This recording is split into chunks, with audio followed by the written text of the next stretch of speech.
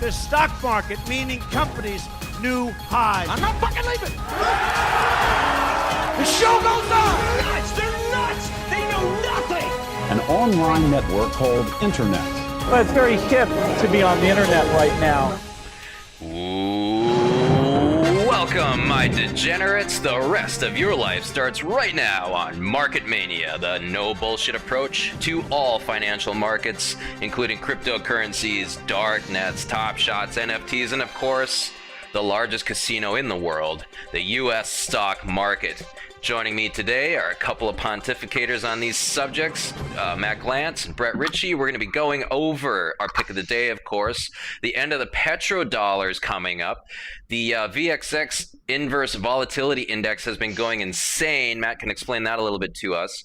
AMC, the movie theater chain, is buying gold and silver mines. What's up with that? And of course, the Fed raising rates quarter basis point or 2.25% is on everybody's mind, and markets are reacting to that, as well as the war. It's crazy out there, so let's get right into it. The first thing, Fed raising rates, quarter point. What's going on with that, man? All right, Tony, the Fed meeting starts today. There won't be any kind of announcements. It will be all quiet period today. Tomorrow, around, I think it's 2 p.m. Eastern, Fed will release its minutes, basically declaring it 99% sure they're going to declare a 25-point basis rate hike. There's some very minute chance it might be 50 basis points, and there's also, I guess, even less of a small chance it will be not a raise. But everyone in the market's expecting 25 basis points raise. If it's anything else, it's going to be a huge shock to the market, and the market's going to move one way or the other big time. Even though it's an expected move, everybody's waiting to hear what they're saying for the future. So basically, they want to hear Powell's opinion about how they're going to work going forward towards the future. Basically saying, we're going to be data dependent. We'll expect that from him. But if he says, we're going to stop here and we're not going to raise rates any further, go down the road or something like that, the market could really take off. And if he says we're going to have to start getting more aggressive, and the market could take a dive. You've seen these things happen before. It moves. Obviously, interest rates are directly what it moves, but it moves the stock market, moves the crypto markets. Brett, what's your take on what's going to happen tomorrow? I don't know. I'm sticking with my initial thesis, which is that the people in power are going to pull out all the stops because they've had such a horrible run in Biden's presidency with COVID, inflation. I think that they're going to do whatever it takes to for the short-term benefit of the economy or the market is my theory. Okay, so that would be if they could do that or were willing to do that, that would be no rate hike. That would be the best thing for the stock market. I would say it's none or a quarter point is what we would call it. Yeah, I'm going to pick. That's probably the overall mistake. And Tony, I know you have thoughts on this one. Well, we have been saying on this show that we think the calls for a 50, half a point rate hike or higher was totally off the table. That, as you say, they were data dependent. Well, the data was pointing to a massive American recession and people really hurting across the board. And they knew that if they were to raise rates too aggressively, that the market would tank. Now, I'm wondering if these rate hikes, these tepid rate hikes, and I believe we were somewhat correct about that, calling for little to no rate hikes. But are these priced in, or are the headlines about Ukraine and Russia more relevant than these rate hikes at this point? They're priced in for the stock market, but from an inflation perspective, the Fed wants their long-term goal is like a 2.7% inflation rate, and we're seeing numbers like 7, 8, 9% lately. So that's what gets people nervous, and the only way to calm it down is to raise the Fed funds rate. So that's what they're going to try. What gets me nervous about that is when they print infinite money, and then Biden says, "Well, it's COVID and Putin's fault that we have inflation." Like we're all morons. Yep, that worries me.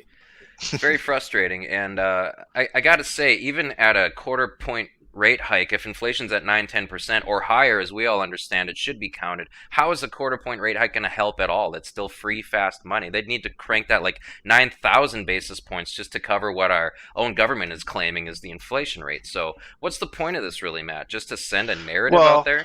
I mean, you can't just raise the interest rates 3% tomorrow because then the stock market would crash and create a huge recession. So you just can't do that as Fed governor. And as much as you guys want to think it's conspiracy theory and political, the fact is we had COVID, we had a big shutdown, and they printed a lot of money, and whatever they did it, and the market never collapsed, the economy never collapsed, and everything held strong, and now we're trying to work our way out of it. So you got to be open-minded to the fact that maybe they did a good job, and maybe they're going to get out of it unscathed. See, I think you're looking at it totally backwards. I think the economy did collapse. I think the money printing was baked into the cake, and COVID and the wars provided the perfect excuse for them to do what they otherwise were forced to do. Almost to the point where these things, in my opinion, were somewhat on the back burner, ready to go when they watched that repo rate break in the end of 2020. To me, I knew something big was coming. So I've got that assumption inverted. Why am I crazy, Matt? And then we'll move on. Well, what they're referring to when they say the economy didn't collapse or the economy is doing well is the jobs market, unemployment, and GDP, and those things are doing fine and even better than expected. So we'll see. But there's still time. Everything could collapse in the next 6 months as they try to raise rates. So if they're not out of the woods yet, but you got to be open-minded that maybe they will get out of the woods and we'll move on.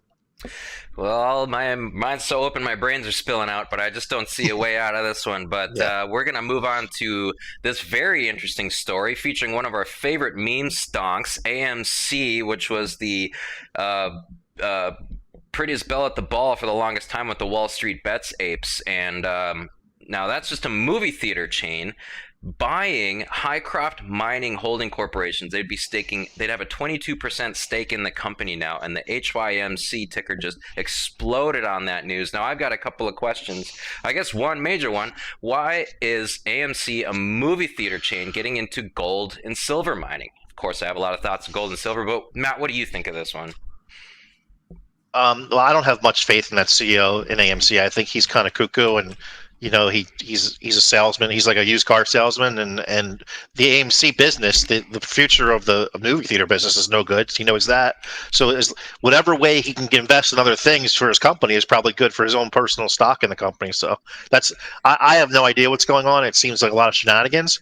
But if they could divest out of the movie theater business and get into mining business or any other kind of business, it's probably a good thing.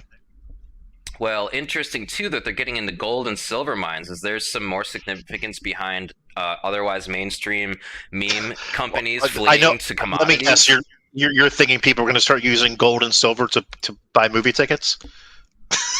Okay. Just shave off a little gold right at the window. Wow, that was tough one to get.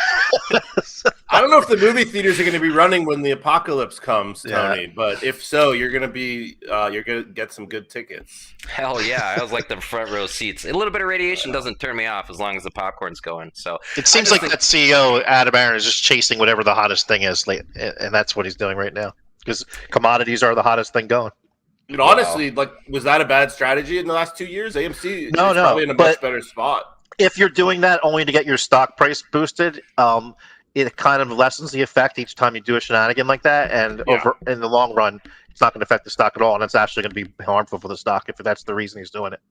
Yeah. Well, very interesting. I think he's counting on gold and silver prices spiking. I know I am, and that would certainly look good on AMC's books. But why a movie theater chain's getting into that business, I don't know. They got no business doing that, and he does seem a little silly. But let's move on to this interesting thing happening today. The VXX, the Inverse Volatility Index, has been going wild, and this is something I don't fully understand. I'd like to lean on your knowledge here, Matt. Can you run us through what happened to this chart?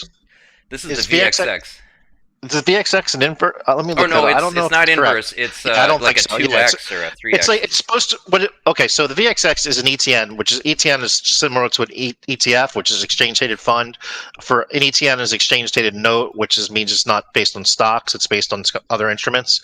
And if you guys ever heard of the VIX, the Volatility Index, which is priced on the option prices, the at-the-money option prices in the front month, the second month, third month of the S&P index.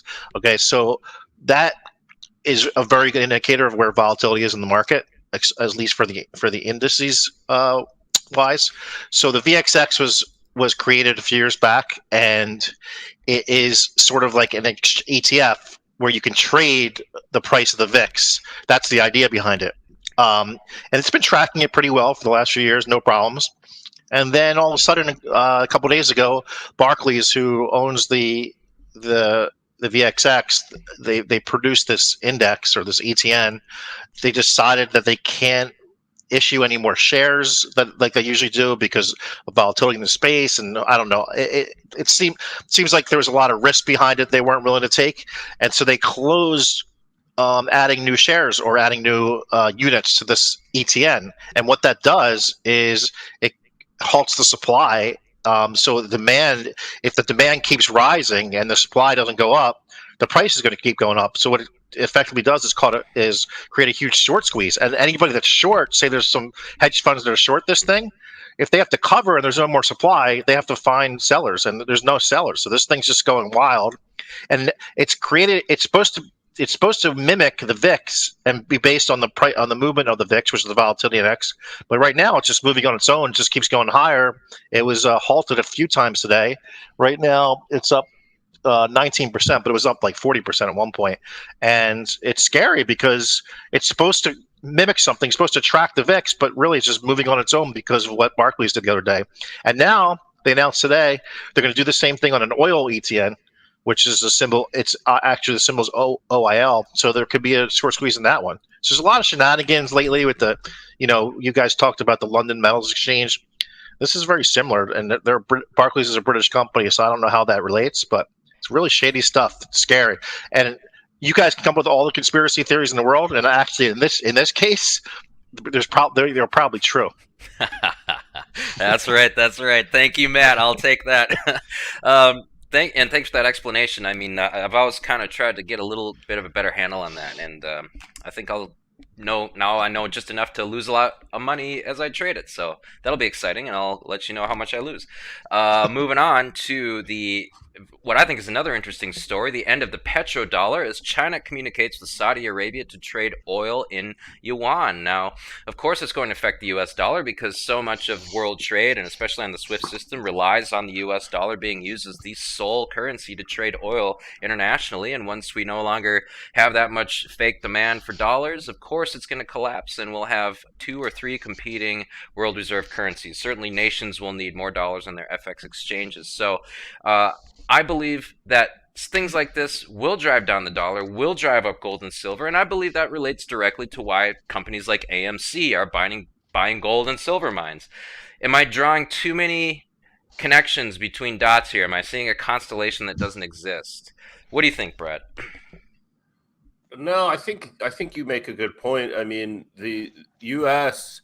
is driving all of these countries off of the dollar, right? Like, you can say, oh, well, it's just Russia. Okay, but if you're Saudi Arabia or China or whoever, you're also, or India. I mean, there's a lot of countries out there that are definitely not part of like the key West conglomerate that are still very powerful, wealthy countries. And do they want to be sort of at the mercy to what these fools in Western government, decide to do? Or do they look, hey, like, let's make our contingency plans now because these people lost their minds? So I think it's the dollar. It's like impossible to be bullish on the dollar, right? I can't see how anyone could be. So, Matt, assuming Brett's correct and it's difficult to be bullish on the dollar, how does a trader such as yourself look ahead to those kinds of contingencies? Let's say the loss of dollar value or other things. So I don't trade much overseas or international stuff or currencies. I trade mostly domestic equity options, indice options in the United States. So it doesn't really affect me per se, but it is something to watch for because the dollar going up or the dollar going down could move our market in a big way, especially if there's some kind of shock.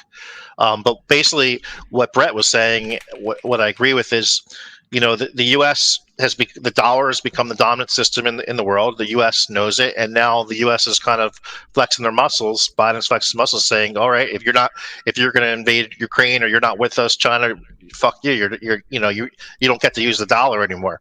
And so, but they're forced. Basically, what he's doing in turn, which might not be a good thing in the long run for the U.S., is he's forcing these other countries to find another way.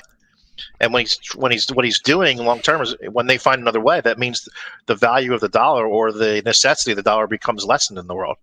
So I like where Brett was going with that, and I think that's an important point. Well, absolutely. We look at the DXY right now, which is the dollar index. Dollar is very strong, about as strong as it's been over the last 6 months as people flee to the relative safety of it. But as nations stop needing it in their FX reserves, it's going to come flying home, plus all the money on the Fed balance sheet will get released. And I mean, I just see more dollars hitting the U.S. and it buying less and less and less at a very rapid pace. So it's my conjecture. I hope I'm wrong. Well, I just don't know how we get out of this, but a strong NATO is good for the strong dollar indirectly right now. But if NATO ever gets weakened or we start kind of parting ways from Europe, we won't have the world power in the currencies to do this anymore. Very interesting times, and with that as the backdrop, we are going to give you our not investment advice, do your own research, Market Mania pick of the day.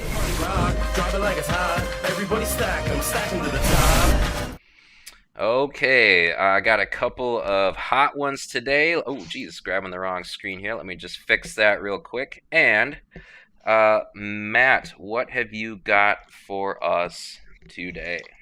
Asana, ASAN, it is $32.33 right now, $32.33. I picked it a few times before. I've been trading it in and out for the last 6 months as the CEO keeps buying more shares. I think it went from 145 at peak when all the tech stocks were at peak, and it's a software company, so it's buried like all the rest of them, down to 33. This time I'm in at 34.80, so I'm actually losing like 70%, maybe a little less this time. But they had earnings last week, so it's been kind of the quiet period. I expect the CEO to start buying shares in the stock. He'll buy like $1 million of shares a day for weeks on end. I expect that to start like today or tomorrow. So we'll see. That's my pick today. I love that this guy's out there buying. I know he's obviously insanely wealthy, but I like that he's buying up his own stock. A lot of these guys, they go on Twitter, you got to buy our, and then they're selling it. So it's not even like I think that I want to buy it because he has faith in his company. I think a lot of guys have faith in their company. It's more just the supply and demand issue where if he keeps buying every day, there's the stock goes from weak holders to strong holders. He's never going to sell it, so eventually there'll be more demand than supply. Yep. Now, stock buybacks help a lot of people, but they also drive a lot of these assets out of the hands of traditional traders, and this free, fast money, I think we're going to see a lot of stock buybacks coming through in a lot of different companies. But interrupting Brett, what is your pick of the day today? I'm rolling with GameStop. AMC is getting all the news here as the meme stock, but GameStop, I'm going to try and catch the falling knife here. They got earnings coming up on Thursday, and this is not, I'm not going to put a lot of money behind this. I just kind of made a pick, and we'll see if I'm right. GameStop. Nice. GameStop's always a fun sweat, and I'm going to go with a little-known cryptocurrency brought to me by not my good friend, but a guy I follow a lot named Chico Crypto. Loopring was his pick, so I'm stealing his pick, and it's cheap, and it's powerful crypto that's going to help decentralized exchanges be built on top of it, and I think decentralized exchanges will become very useful as centralized exchanges do the same shenanigans that centralized governments do with their money by cutting people off from certain nations and whatnot. It just doesn't work in the new world. It's not the world we get anymore of monetary controls. Loopring's going to be part of that. All right. That's going to do it for us today. Another great show. Thank you guys for joining me. Don't forget to give our sponsors some love. Don't forget to give us some love. Likes, subscribes, comments, everything. Share, please. Help us get the word out because we want to keep doing this. We will bring you more good picks and more good news next Thursday. Of course, if there is a next Thursday. But for now, it is lights out. I never sleep if I don't have my medicine. I never sleep if I don't have my medicine. I never sleep if I don't have. I never sleep. I never sleep if I don't have my medicine. Time to right the wrong. So your hands in the air if you like the song. If you're going over there, take it twice as long. Last time ain't talking about Tylenol. Oh, I bet you'd like to know. You can come around the way if you're trying to go. If you want to switch lanes for a pot of gold or a domino out of control. it up. The usual, get mad cause I'm looking at your girl. Switch it up. I do it so much louder than everything you've heard. Everybody heard, got the word that the world wasn't turning. Act like you're in a jury, however turn it where I would turn it. Can't lie like it's Mississippi burning. Don't act like you're in a daze. I imagine to look the other way. Couldn't clear space on my mind, was afraid of the time. Strobe lights like in the moonlight. I'm in the mood.